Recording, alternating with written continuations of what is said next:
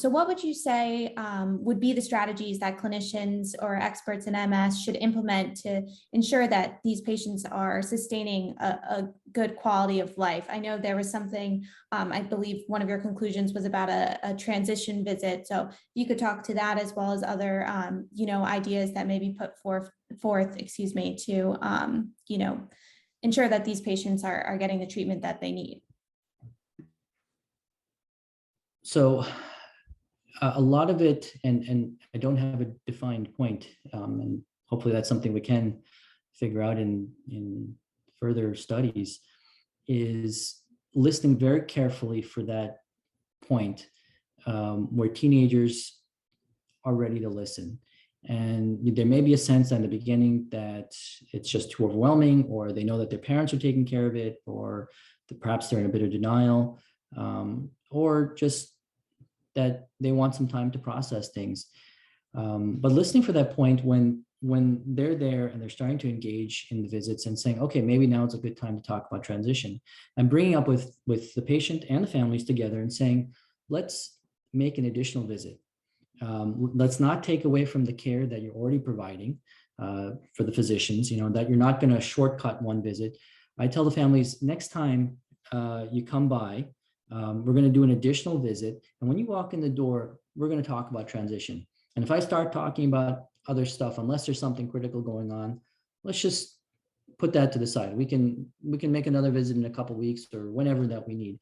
And we just focus on where you are right now and where you need to get.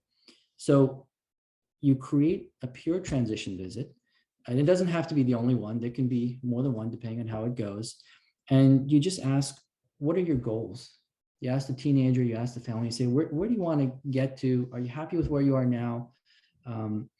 And then going in a step-by-step fashion through all the things that they should consider. And that's the way that we created the handout to be, that you would actually ask each question on that.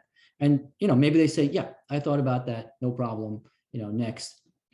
So, if they have a IEP or 529 plan saying, do you have something similar set up at the college? Yes. Okay, let's go to the next one. No, you haven't even thought about that. Well, have you thought about talking to the dean of the college? Have you thought about talking to their financial aid services? Have you thought about talking to their health services? A lot of the colleges actually have different departments, and you need to talk to each one of them.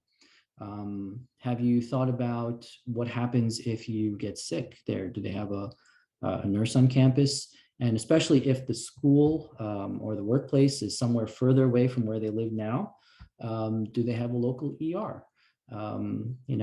What are they going to do to help them, remind them to take their medicines? Where are they going to pick it up from? Just going through stuff that might seem common sense, but you put all the common sense stuff together so that you go through it in an organized way.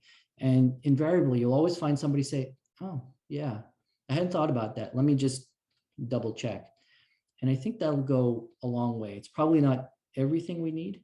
I think there'll probably be a lot more work to do with transition services. And I know a lot of programs work really well with connecting to their adult programs and having combined visits. And so there's a lot of very good models out there. But really working through those one-on-one and dedicating these visits, particularly for MS issues, in the sense that someone can have a relapse, that someone has to really maintain their medicine as part of elements that really keep the disease under as good control as it can be. And then also